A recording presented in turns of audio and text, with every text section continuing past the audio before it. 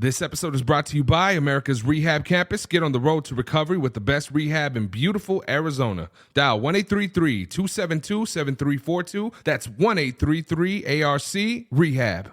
Ladies and gentlemen, you are now tuned in to the ARCast.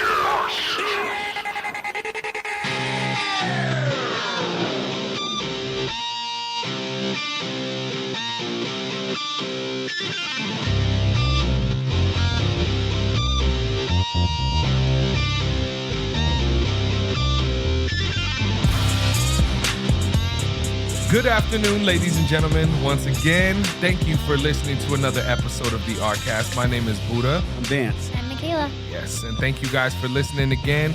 Today, we have a very, very special episode. Last week's episode, we had Jen come in here. She's a recreational therapist, but we've never had one of ARC's therapists be here. And today, we have our assistant clinical director. Her name is Chantelle. Everybody give a warm round of applause to Chantelle. Right. Good afternoon. Yes. How are you? Hi, I'm good. How are you? I'm doing good. I'm feeling really, really good today, man. I'm excited.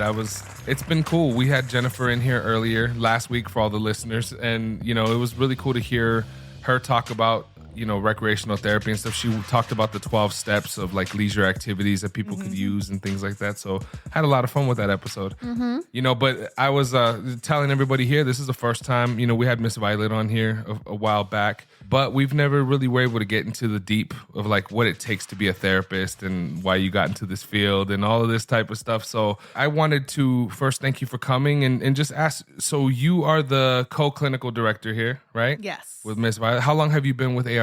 Since October 2020. Oh, dang. So you came like right when COVID was hitting. I did. I was Wow. overdoing virtual therapy and I wanted specifically to work in substance use. So I moved from where I was at, interviewed here, and I started 2 weeks after. Dang. That's a rough transition for anybody coming on board, man. Like that was a rough time. Right in the thick of it. So you were doing online previous? It was telephonic. So, I would call clients. Sometimes they would answer. Usually they didn't. And so sometimes it would be over video, but it was mostly telephonically because nobody had video. Oh, okay. Most of my clients didn't. Okay. I know some of like the nurses and therapists and stuff would do that even before COVID hit. Was that something you did before, or is that just because COVID? No, it was just because COVID. Yeah. See, that's rough. Well, that's awesome. We're very lucky to have you here. We bring a lot of different people in here from different walks of life. And one of the greatest things about it is being able to hear and have people share their testimonies. Being in this type of a field, what made you want to get involved in this type of a field? So I actually, in 2017, I was in an IOP program. Oh, okay. And during that time, I was actually a homeless youth liaison at a charter school. And I wasn't happy. It's not necessarily something that I wanted to do.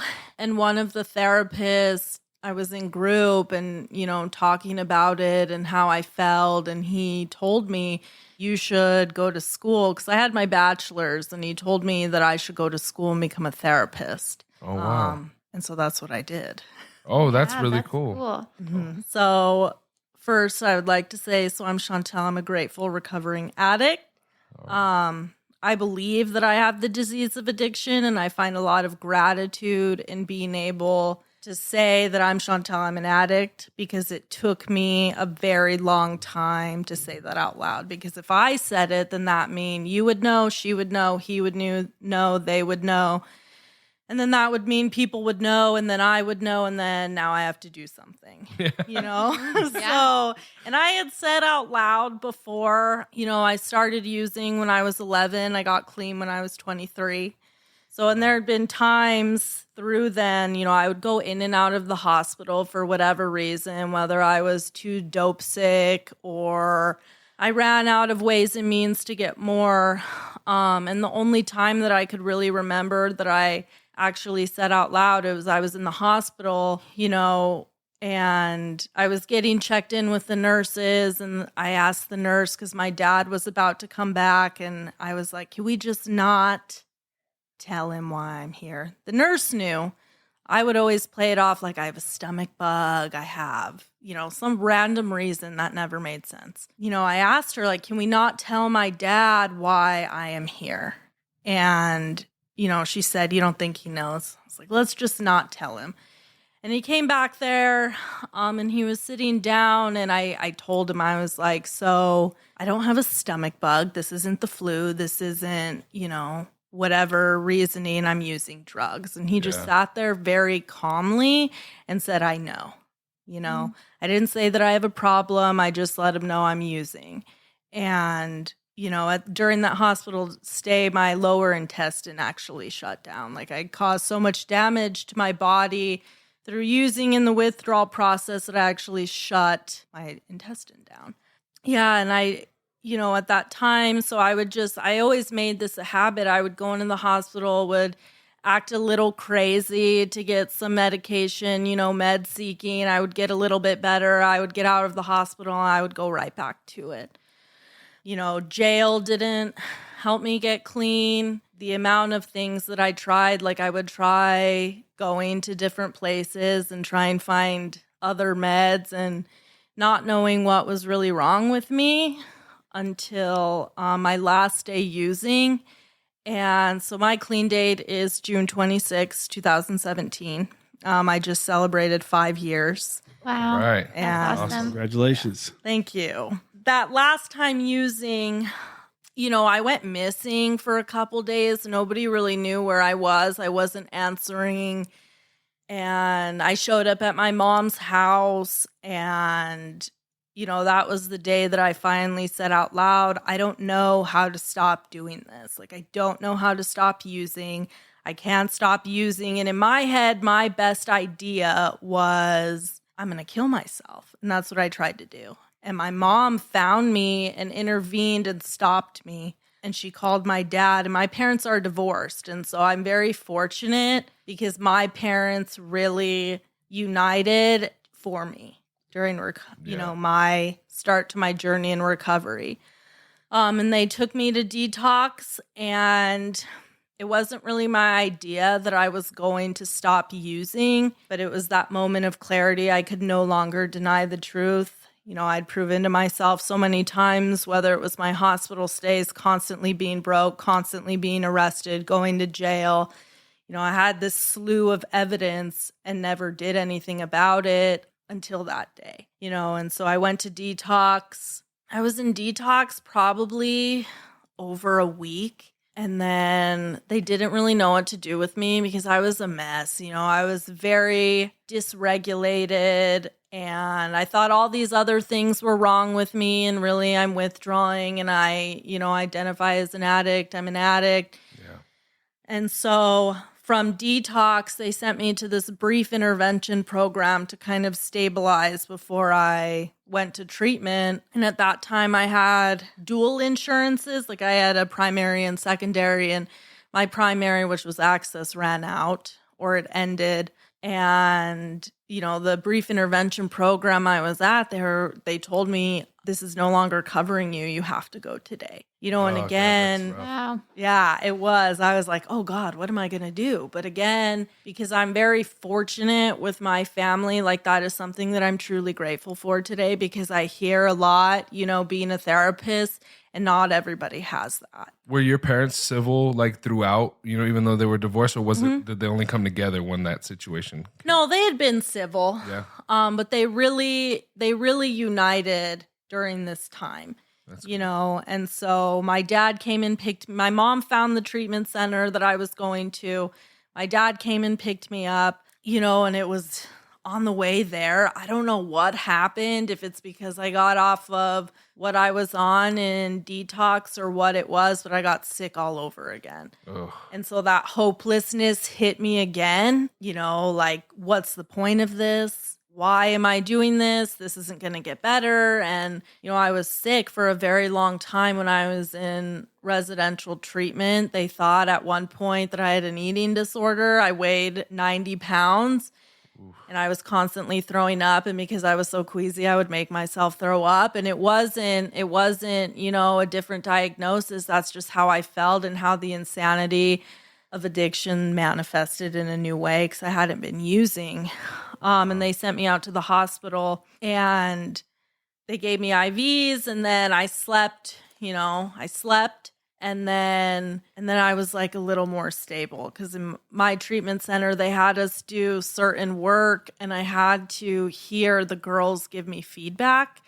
And it was the feedback that I needed to hear at that time because it was about the powerlessness and unmanageability in my life and what that really looked like, because when I'm in it, I can't see it. Mm-hmm. Yeah. When I'm in those behaviors, when I'm doing those things, I can't see what's going on. And so, after that, I finally started coming out because I would isolate in treatment. I would sit in the corner. I would write in my notebooks. I would keep to myself. I wouldn't engage with everyone. And they pointed that out to me. And so gradually I started taking direction and suggestions, which was something that I didn't do. Like, I very much internalized a lot of belief systems that I heard over the years, starting from when I was in 6th grade. The start of it all is my very first memory of the start of it all. My mom's best friend from when she was in 5th grade, and I grew up with them, her husband killed their kids, and then put the gun to himself. Oh, And so wow. it felt like I was in a movie, And so I was out of school for a couple days, and I get back to school and the counselor calls me in and she says to me, I heard that your mom found you doing drugs and took you out of school, and then I had to explain to her that it's not what happened. My mom had a real, detailed conversation with her. I don't know how that went. But that was that first belief that I know that I internalized, that I'm not a safe person, and it grew from there. Me and my friends would be doing the same things. God, that's so important. Sorry that you touched on that. You said that memory of the first thing of not feeling like a safe person. Like, that's such a key. Like hearing you say that, like, I don't know, it clicks to me because that's something that I'm sure you guys teach to the clients. You know what I mean? Like, I wouldn't even think about that. And it got me thinking, like, dang, like, what's some of the stuff that's happened, Sorry, continue. Right. I didn't mean to cut you No, off. I you're apologize. fine, because it's like that experience. And then we have this idea and build a case around that. And now we have a belief, which all behaviors, I believe, follow my beliefs. Yeah. And because, I'm an unsafe person, I'm going to do unsafe things, and then I used experiences moving forward from that to like further reiterate that belief. Me and my friends would be doing the same things, but I was the one that they couldn't hang out with, even though we were all doing the same, and that's the first belief. And the second belief came years later, and I was watching this movie. Have any of you seen Gia? Is that with Jennifer Lopez? No. I doubt that's it, but I'm going to throw that out there. Angelina Jolie. Okay. It's about the first supermodel, I believe, who contracted HIV and AIDS. Oh, wow. She was also an addict. And she says this quote at the beginning of the movie where she says, scare people so they don't see how scared you are. Wow. And That's and that deep. was another belief that I internalized. Like, I have to put on this image so people cannot get close to me, even though that's something that I wanted. So it would very much be like a stay over there, but come over here. Yeah. I want both. Yeah, I want both of those things on my time and when I want them, but I just had a lot of fear in my whole living and essentially being throughout my time using was based in fear. And that situation with your mother, it was in 5th grade, you said, right? Around 5th grade? 6th grade. Oh, 6th grade. Mhm. Yeah, man, that's crazy. Right. And so, and so then I lived my life based off of these belief systems. And then in treatment, some of them were being pointed out, not directly, but indirectly. And so I started trying new things. Yeah. Trying things that went against, my belief system that I made all my decisions off of. And my parents would come visit me. They came to all my family days. And one person that is a very much a big part of my story is my Nana Nellie. Mm-hmm. Ever since I was born, her and I just had this special connection. Yeah. And she showed up to the day that I transitioned out of residential treatment because they had this little ceremony where you got a coin, and she was there, my mom was there, my dad was there. And then straight out of residential treatment. I got out of IOP on a Friday. Got out of residential on a Friday, did my IOP intake on a Monday. Wow. Out of a facility here in Tucson. And I went through IOP, and that was the time, where one of my therapists there suggested that I go get my master's and become a therapist. And that's what I did. And so I completed the IOP program. I started in August. I completed in December. And again, there my Nana was, and all my family shows up. And at this time, I'm in school. And so, I completed treatment, and I'm so grateful of everywhere that I went to treatment during the start of my recovery process because they all gave me the same message. So it was very consistent, and that's having a program of recovery once I'm done. Yeah. Because for me, and it's my true belief, so like what is a program of recovery? It's something that allows me to continue looking inward because recovery is an active change in my attitudes and my ideas. Because if I have a certain attitude about something, or like I've, shared and proven to myself many times, my ideas continuously got me high. And so it's something that allows me to continue looking inward. For me, I go to a 12-step fellowship. That's what I found works for me, and everyone is different. So that message was consistent, and so that's what I continued doing. And, outside of there, I was able to meet new people and be able to get outside of myself, because that's where I find some of the darkest places is when I'm alone in my thoughts. Oh, yeah. Mm-hmm. And, and that program of recovery I think is so important because I think it's really easy, and I hear it all the time. I'm going to get out of here and I'm going to get a job. I'm going to get out of here and I'm just going to be with my kids. I'm going to get out of here and I'm just going to go to school. And that's all great. I don't know about anyone else, but I got a degree high. I was dope sick at my graduation at the U of A. Wow. I was employed the entire time I was using. And that's why I think it's so important to recognize the internal peace, because none of those things outside of me ever kept me clean. I had all those things and my life was still a mess. I was always still broke. I always still was consumed by self-loathing and fear, and so that's something that I really wanted to touch on, because I think it's so important to continue with internal work in whatever way once you get out of treatment. Yeah. And that's something that was consistent when I was in treatment. And so, I got out of treatment, I started going to meetings, and, a woman gave me a hug. I went to my first meeting and it was real weird. I didn't really like being touched, and there's this guy outside giving hugs, and I was scared. I was like, oh God, he's going to give me a hug, I did not like, even my own mom, I would give her one of those side pats, Funny.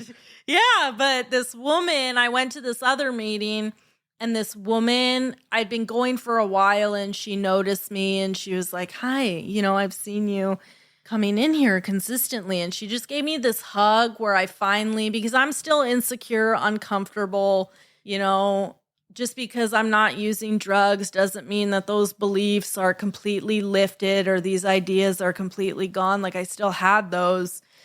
And she gave me this hug that I just felt like it's going to be all right. I'm in the right place and this is where I belong. Yeah. And so I stayed.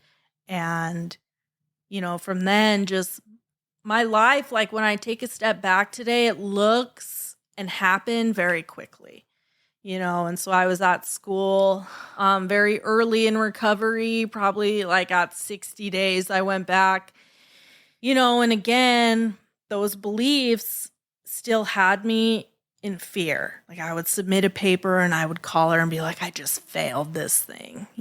There's no way that I'm going to pass. And then I would get my paper back and it would be an A. Mm-hmm. Because still just so full of fear and so early in recovery, because, I believe addiction affects me mentally, emotionally, physically, spiritually. Mm-hmm. Physically, once I start, I can't stop. My brain doesn't know how to be this is marijuana and these are opiates and these are amphetamines. This is alcohol. It doesn't do that. Once I put a substance in my body, it's an abnormal reaction that I have. And the mental part, I'm constantly, I can't just be. My mind is in 40 different places. I can't focus. I can't even deal with reality. It's too much for me. And then the emotional part, like I can't really process. I only know how to react with anger, because that's what's comfortable and easy. Yeah. And spiritually, I had no connection at all. Wow. And so my solution today has to hit all of those points because I know that I can go back. Like I'm not exempt. I have had a lot of yets, and I've been taught in my recovery, yet you're eligible too. So I've had a lot of yets. Like I haven't done that yet. I haven't been there yet. And I know today that if I practice all the things that I started doing when I first got clean, like I don't have to use today. My recovery, and this is another thing that I really notice, is that this idea of recovery is you're not going to use and everything's just going to be beautiful and the world is going to adapt to you and the world is just going to, nothing bad is ever going to happen. Yeah. And that is not my experience.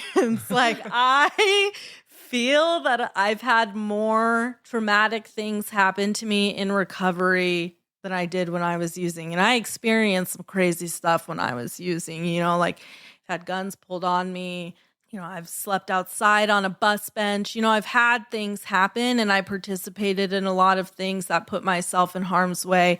But the things I've experienced in recovery are just a whole different level, and so I'm so grateful that I had people in my life at this time and had a program because at 9 months clean, I got home from a meeting. And there's this woman in our neighborhood. I was living with my mom at the time, and she'd always call the ambulance for random things. Your mom would? No, this neighbor. Oh. Like the ambulance would always be at her house. It's like, okay, what now? So I get home and, the road is blocked off. It's freezing. This was in February. It's freezing outside. I have to park at the front of the neighborhood. My house is in the back. And so I'm all upset walking to my house and I get up there and my house is completely in ashes. Oh my God. Wow.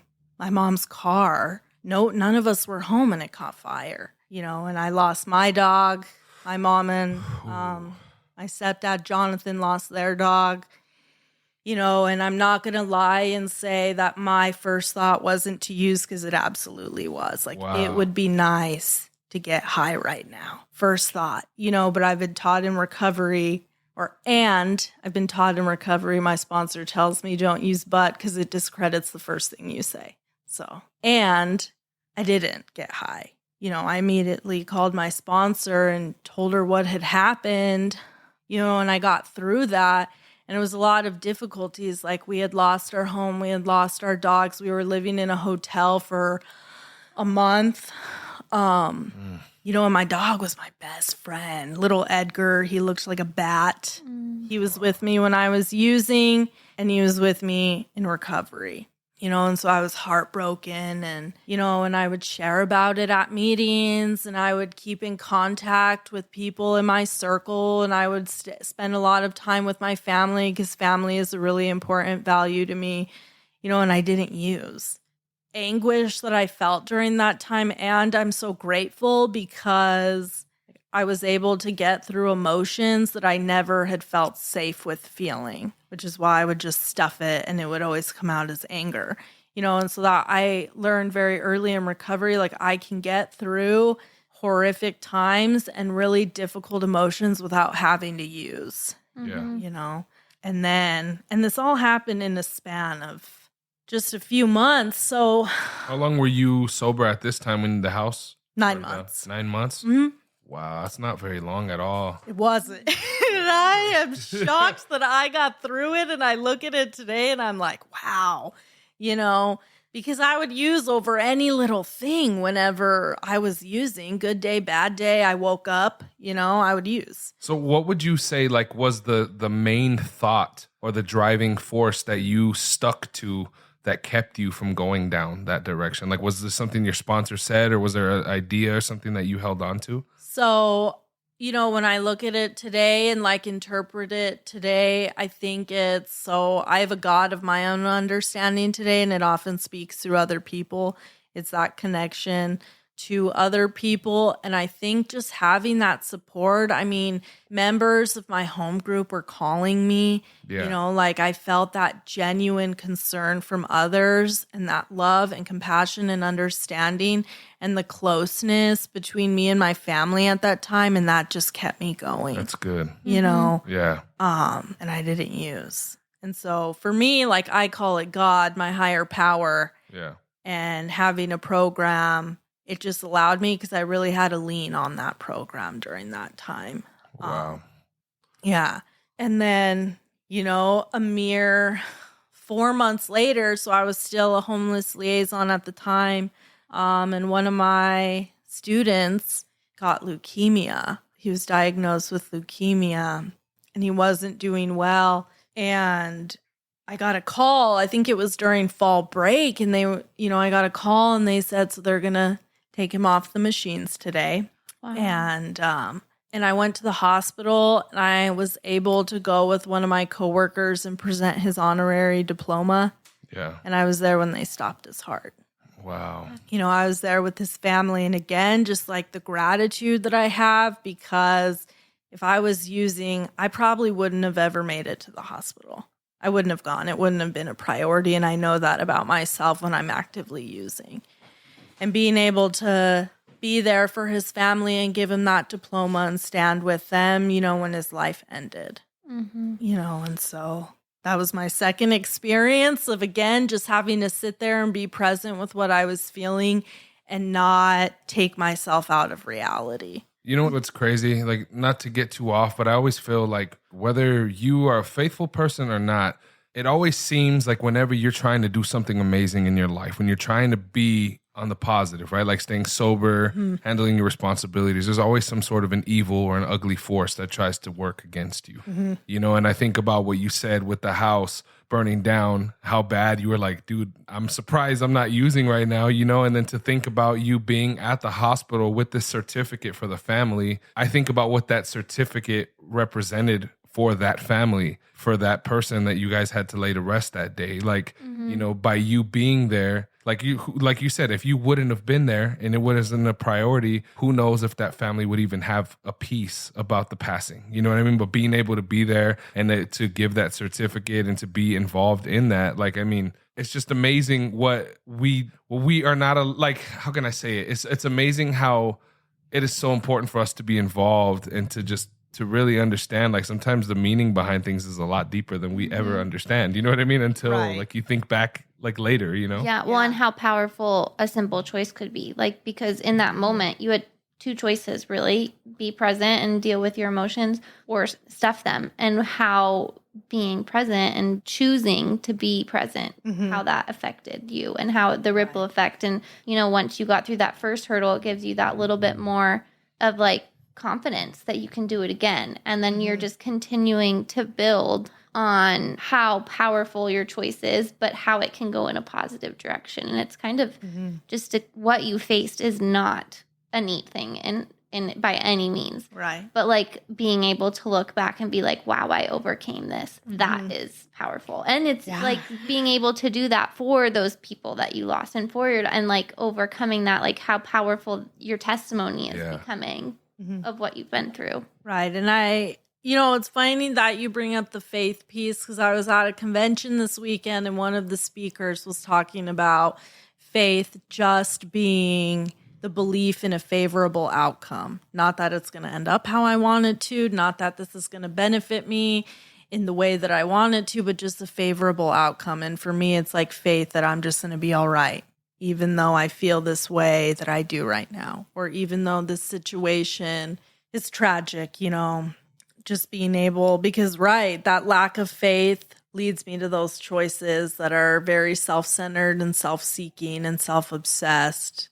And being able to make choices today, I think, is faith that aren't just based on how I'm going to be affected, how other people are going to be affected as well. Wow, yeah. Yeah, and through everything that you've been through and, you know, how you shared about like how a program can benefit, is that one of the things that you work on with our clients, like the power of a program afterwards? I do, because, you know, again, I hear it a lot that I'm going to just get a job, you know, and I'm like, okay, and then what?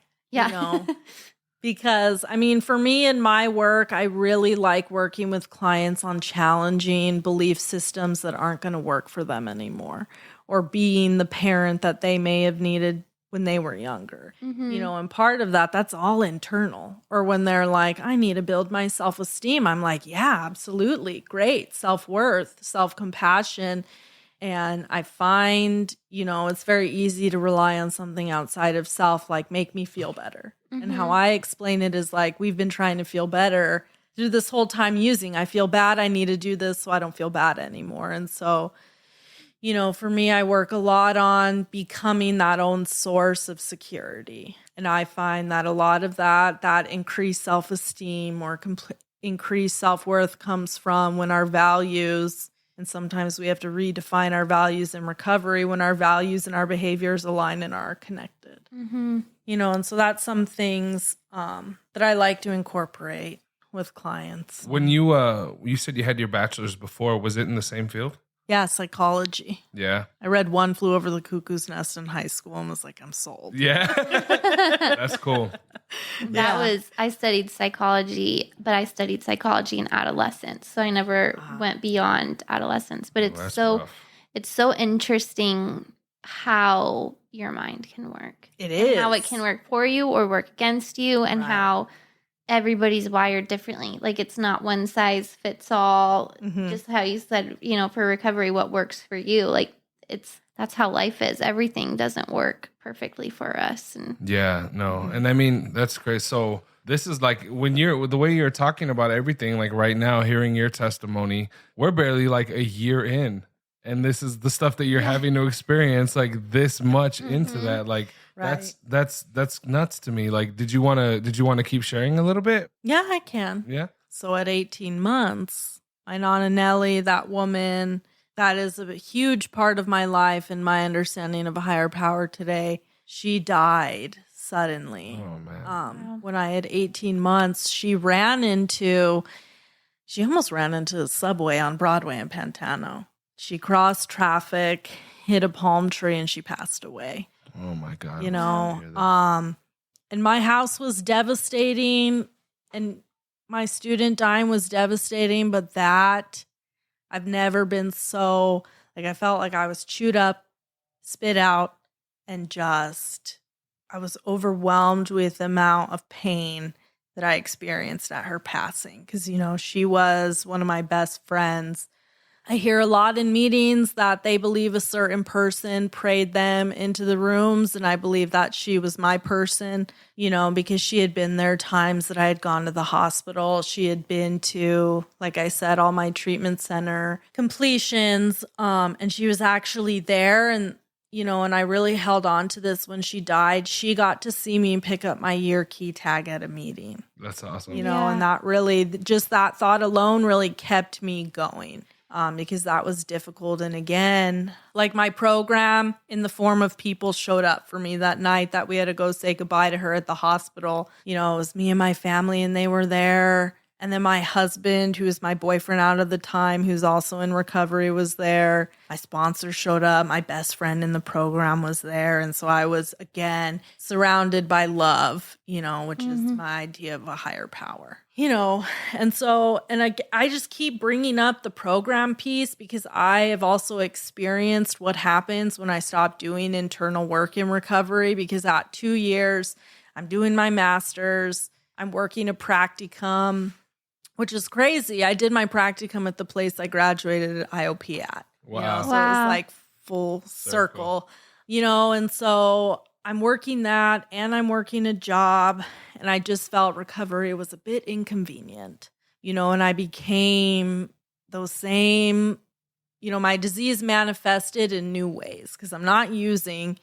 So really, it looks like me working everything that's going on inside me out on my partner. And so being very reactive, reliance on anger, feeling insecure again, and all of that was happening. And I have 2 years clean at this point, and it wasn't until, we were constantly fighting because if I feel miserable, you have to as well, because there's my belief system. Again, it's being distorted. And it wasn't until my husband told me that anything that you say has no validity to it because you're not working a program. And for me, in the moment, I was like, this man, who does he think he is?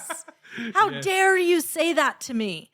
And then when I was able to come back down to reality, I was able to see the truth in what he was saying and then got reconnected, to my program and my recovery and my God of my own understanding. What I needed to do, a very simple solution that worked when I first got clean, and what got me clean through all those events, getting back to that simple solution, because for me, it's always the same, and I've been clean still. Yeah. Being able, because we're going to make mistakes in recovery. We're human. It's a very natural part of it, but it requires me to be vigilant because, again, active change in my attitudes and ideas. And if I'm able to do that, I can make mistakes and I can correct them today because I have solutions today. Yeah. Mm-hmm. Do you feel like at the 2 years that was it the pressure of school, the fear of like failing? Is that what you think was really starting to catch up to you? I think it was fear.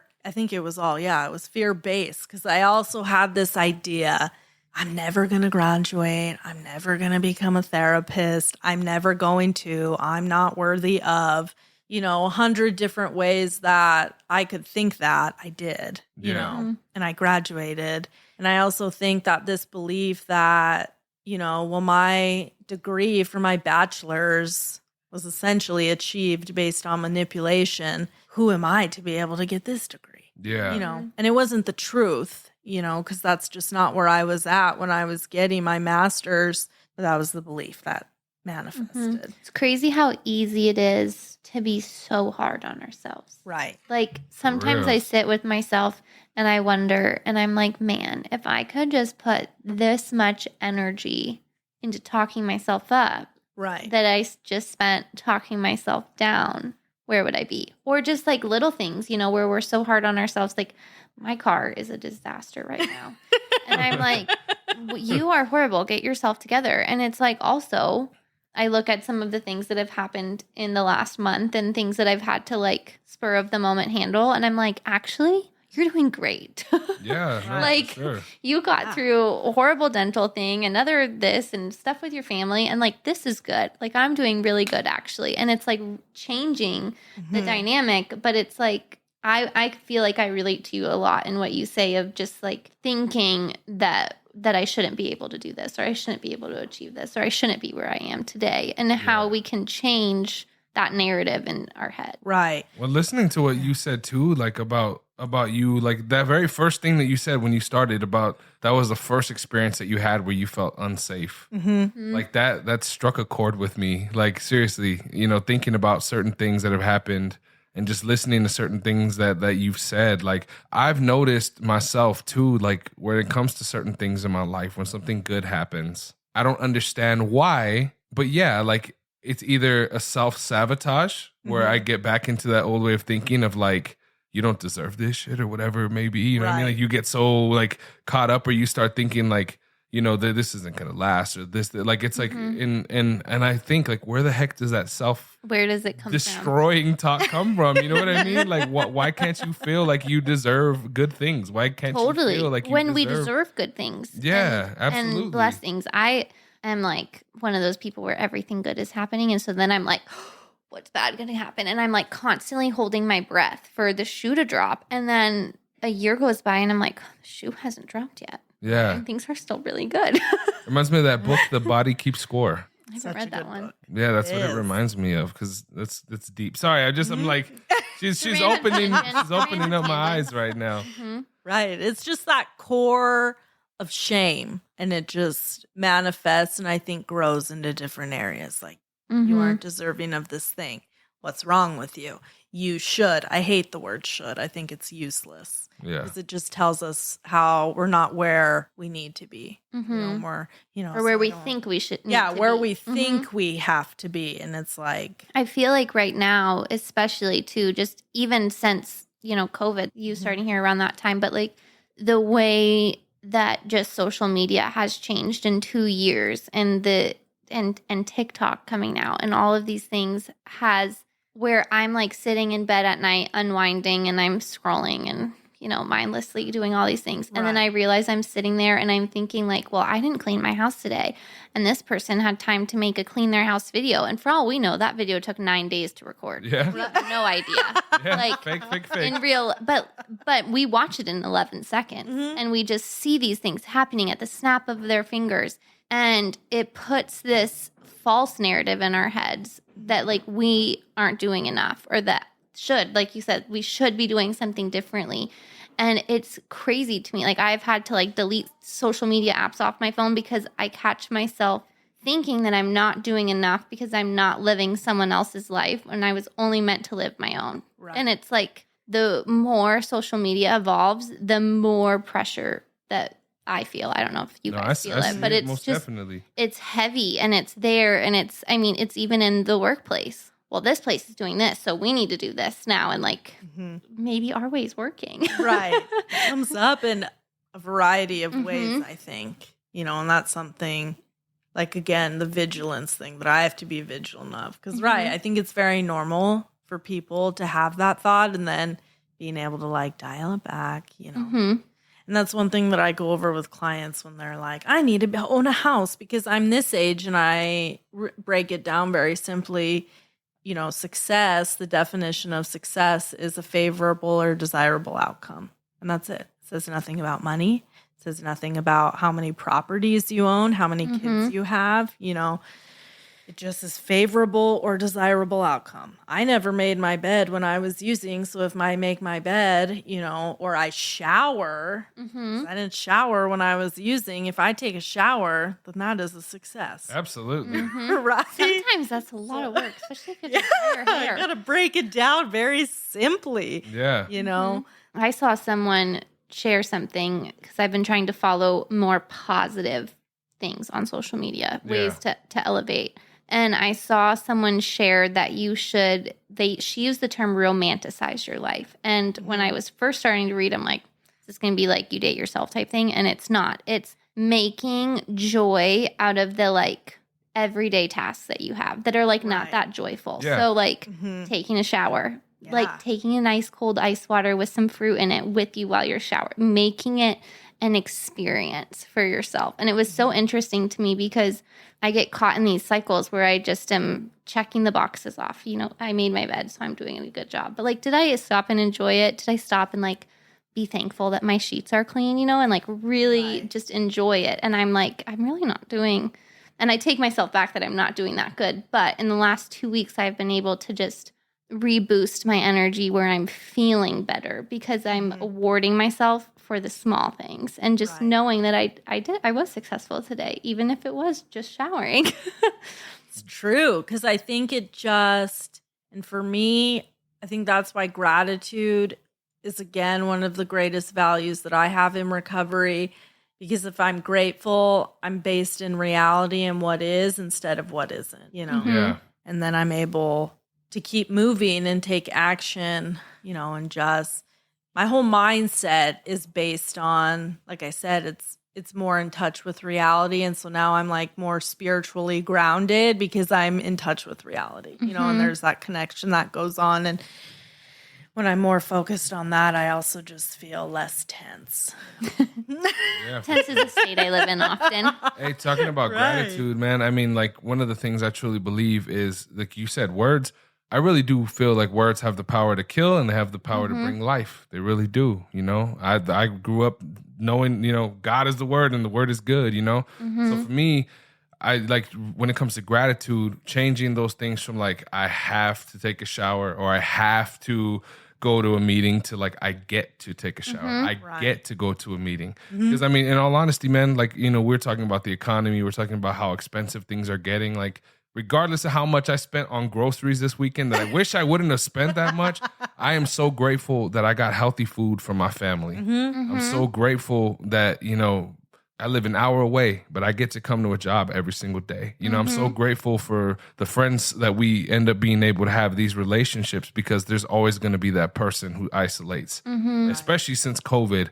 I feel like mental health is just on like a steady decline with addiction, with, you know, depression, anxiety. The world is getting worse. And if you haven't been grounded in any type of a spirituality or any type of a faith or any type of like coping skills, how do you survive that? Like, there's people in this world who have never even heard about recovery. They don't even know that that's a possibility. There's an option, yeah. Right. And I think, and that just goes back to like my gratitude and being able to say I'm Chantelle, I'm an addict, because being an addict or believing that I have the disease of addiction allows me to be in recovery. Yeah. You know, and I just am able to see when I'm grateful for that, you know, being able to not be confused on if I'm an addict today and be based in recovery and my higher power's will and not mine, and allow my life, you know, to be in solution and aligned with spiritual principles.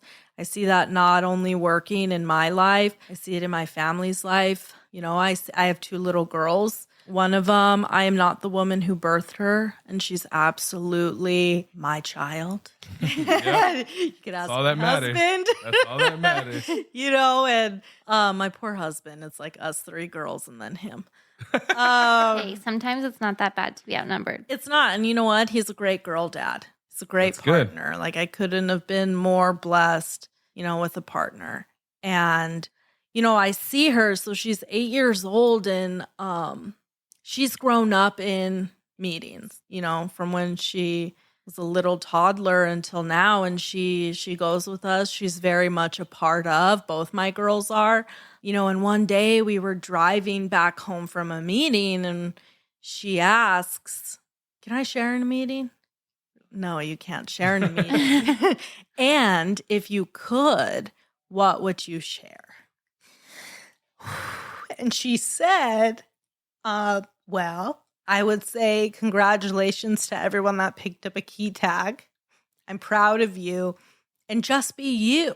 You know, and she's 7 at the time, and I'm like, what 7-year-old says that, you know? And that's what recovery, though, gives me, gives her dad, gives her, gives our family. Yeah. You know, my 2 little girls, they're just like a direct product of what this program or what recovery has done in mine and my husband's life. You know, and it's a beautiful thing, you know, and that's just like gratitude, you know. And then I just see the different ways that my God has worked in my life. Like, I'm here working at the ARC, which I'm so grateful for, because being able to help those struggling with addiction and being in the position that I'm in, I find so much gratitude, because I had visions. I had lots of visions when I was using and would never follow through because, again, not a priority. If they don't have to do with getting the next one, I'm not interested.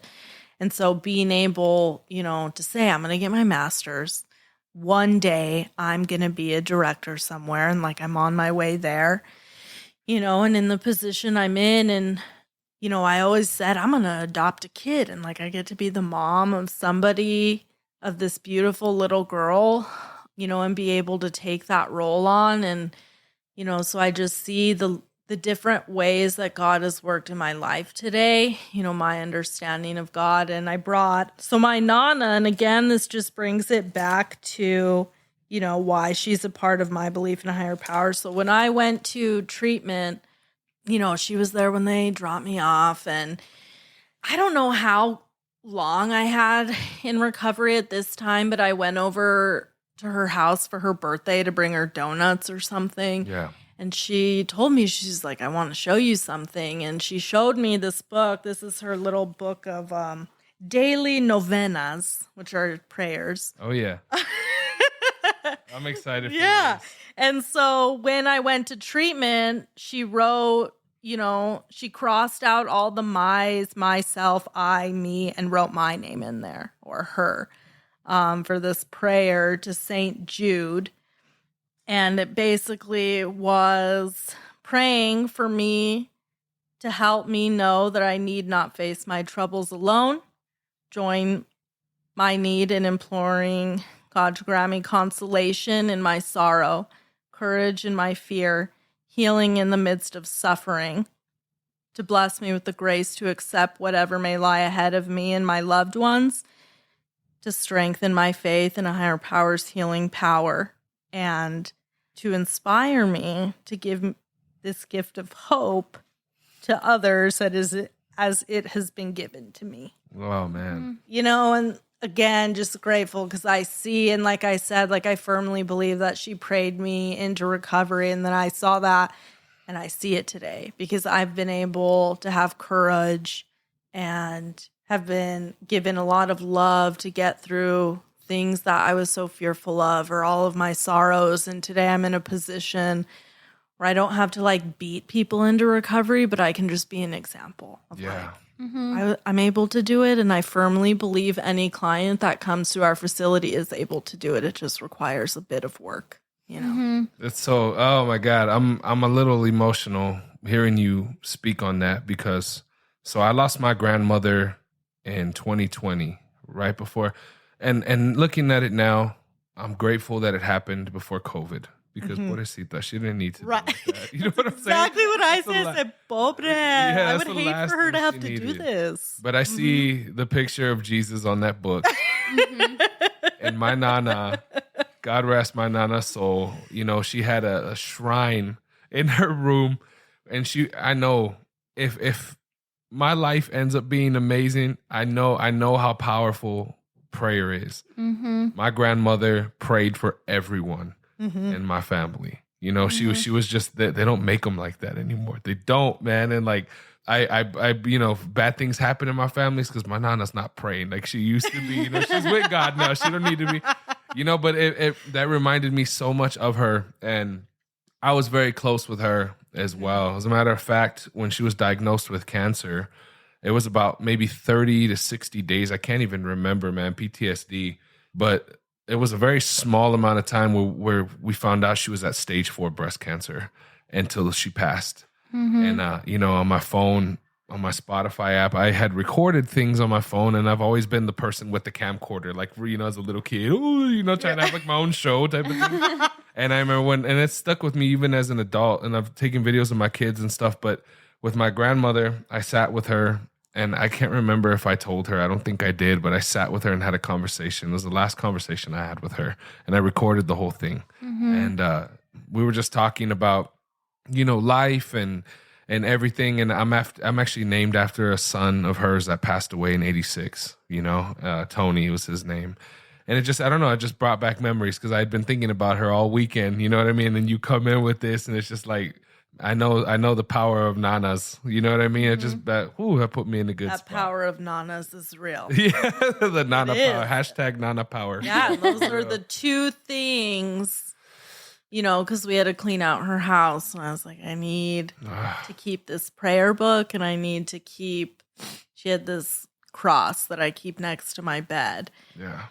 And she just shows up in my life in different ways today, I believe. She shows up in the form of a hummingbird, and the power of nanas, right? So, she, like I said, she shows up in different ways in my life when I, because you have to take a state test to get licensed. Yeah. First one I failed.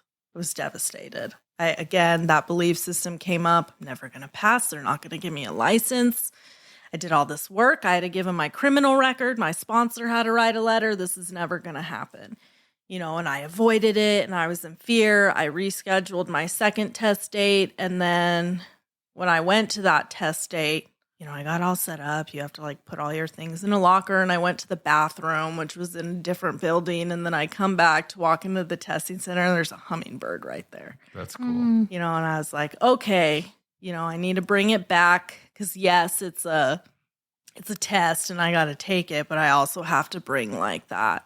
Getting back into my higher powers will, because my will, I'm going to just be full of anxiousness and going down a road and, and I passed. So, and that's awesome. And so she shows up for me in different ways today. And it's just, I'm just so grateful to have that life that I have today, because it's one that I couldn't imagine possible when I first got clean. For me, I just thought, okay, I'm either going to figure out how to use successfully the magic combination, or, I guess I'm not going to use. And it's like, I guess, sure. And so I've been able to, one, not use, and stay clean. And I've also been able to build this life, that's just grounded spiritually, mentally, physically, emotionally. That's awesome. And have built a life with others. And it's not always perfect. And I don't always behave perfectly, because that's really unrealistic. And like I was saying earlier, I just have solutions, and I know that I'm not alone. And that brings me a lot of comfort today. That's so cool. What advice, just a last question that I would love to ask you. What advice would you give somebody that is still living in that darkest moment of their life? Like, is there anything that could have been said to you at that moment that would help that switch be flipped, like to make somebody want to check into recovery? I think somebody has to fully want it. I think being compassionate to people who are still using is absolutely necessary, because I don't believe it's a moral deficiency. Yeah. And the only thing I can really say is, it doesn't have to be this way anymore. And there is help out there, because I think the stigma around addiction keeps people from getting that help. Yeah. And, or a simple, I love you and I believe in you. It's crazy how powerful just those few words are. Yeah. I mean, I've always heard people say, like, you should always greet people and say, hi, good morning, and be nice to them and smile at them, because as crazy as that seems, like to certain people who wouldn't understand this, but there's people who that's the best part of their day. They've never experienced love any other way. And I always try and think of that. So, man, I'm very, very grateful. Thank you so much for coming and sharing your testimony with us. Thank you for having me. Thank you. Yeah, ladies and gentlemen, thank you so much for tuning in. That was Miss Chantelle. You're an amazing person. I'm very grateful that you came through, and thank you for bringing your book with you and stuff too. Do you mind? You can look at it if you want. So what we try and do is, like, with different show notes, we'll post pictures of certain things, like in the Instagram or whatever. Do you mind if I put a picture of the book on there? And Yeah, stuff? you can take a picture of it. All right, cool. And we'll put it in the show notes for anybody who wants to see the hashtag Not a Power book. For everyone else, man, ladies and gentlemen, this has been another episode of the ARCast. Once again, if you would like to be on the show and come speak on your testimony, we would love to have you. The email is thearcast6944@gmail.com. Once again, that is THEARCAST6944@gmail.com. Thank you so much for all of the listeners. Please be sure to share this with somebody you love, somebody in recovery. And until next week, much love and God bless.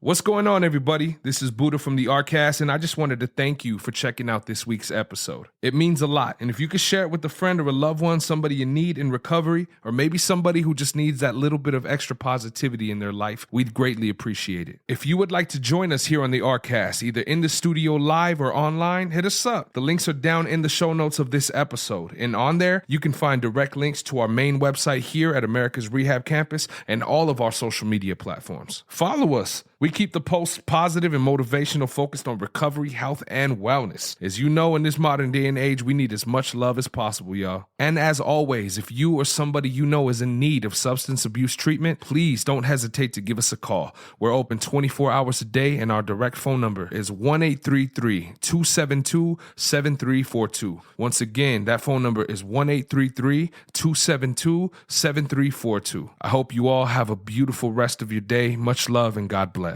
Peace.